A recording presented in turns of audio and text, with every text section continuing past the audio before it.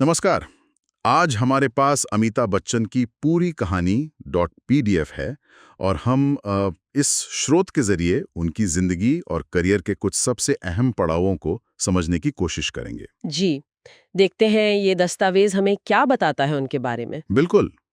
शुरुआत उनके जन्म से करते हैं। 11 अक्टूबर 1942, इलाहाबाद, जो अब प्रयागराज है। हाँ, और स्रोत एक दिलचस्प बात बताता है। उनका असल नाम इनकलाब श्रीवास्तव था। अरे वाह, इनकलाब। ये तो मतलब काफी अलग है। फिर अमिताभ कैसे? जी, वो कवि सुमित्रानंद पंत के सुझाव पर रखा गया। अमिताभ, जिसका अर्थ है कभी न बुझने वाला प्रकाश। क्या बात है। नाम ही काफी अर्थपूर्ण है। स्रोत बताता है कि पिता तो चाहते थे वो दफ्तर में काम करें, पर वो नैनीताल और दिल्ली में पढ़े और फिर थिएटर की तरफ झुकाव हुआ। हाँ, शरवुड कॉलेज नैनीताल और फिर किरोड़ीमल कॉलेज दिल्ली। पढ़ाई तो हुई, पर थिएटर का कीड़ा, यूं समझ लीजिए, उन्हें मुंबरी खींच ही लाया। स्रोत इस पर जोर देता है। और फिर फिल्मी सफर 1969 में सात हिंदुस्तानी। स्रोत इसे पहली फिल्म कहता है, हालांकि वॉइस ओवर का भी जिक्र है। जी, वो पहली फिल्म मानी जाती है। सदी हुई शुरुआत थी, पर असल धमाका तो बाद में हुआ। हाँ, 1973 की जंजीर। स्रोत साफ कहता है कि ये सिर्फ एक हिट नहीं थी, ये एक फिनोमिनन था।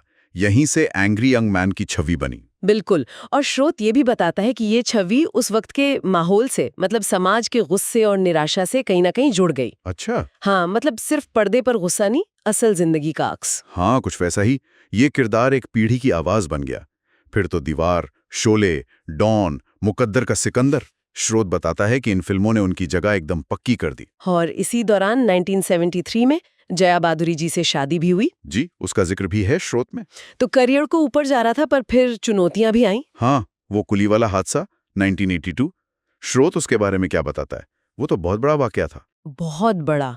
स्रोत बताता है कि वो सिर्फ एक हादसा नहीं था, पूरा देश हिल गया था। मतलब लोगों ने दुआएं मांगी, प्रार्थनाएं की। ये दिखाता है कि वो तब तक कितने लोकप्रिय हो चुके थे। सही में वो दौर तो सबको याद है, लेकिन चुनौतियां यहीं खत्म नहीं हुई। 90s के दशक में एबीसीएल वाला मामला। हाँ, अमिताभ बच्चन कॉरपोरेशन लिमिटेड, 1996। स्रोत उसे एक बहुत बड़े वित्तीय संकट के तौर पर दिखाता है।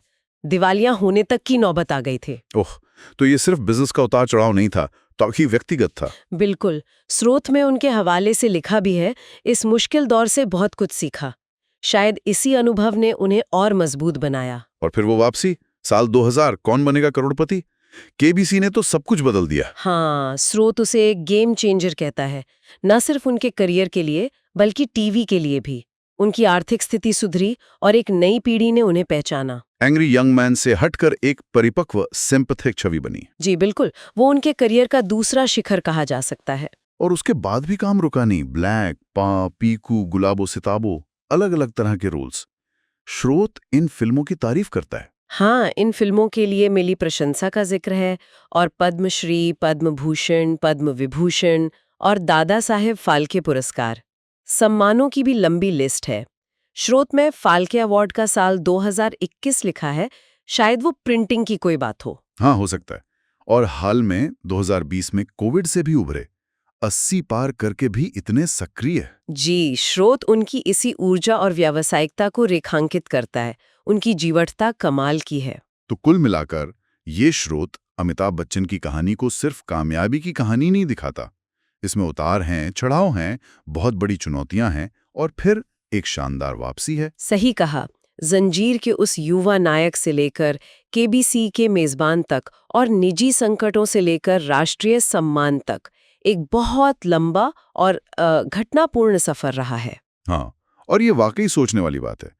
जैसा स्रोत इशारा करता है कि कैसे एक नाम अमिताभ, यानी कभी ना बुझने वाला प्रकाश, और एक शुरुआती छवि एंग्री यंग मैन किसी की जिंदगी पर दशकों तक असर डाल सकती है। हाँ, और ये भी कि बदलते वक्त के साथ खुद को ढालना, वो अनुकूलन क्षमता कितनी जरूरी हो जाती है टिके रहने के लिए।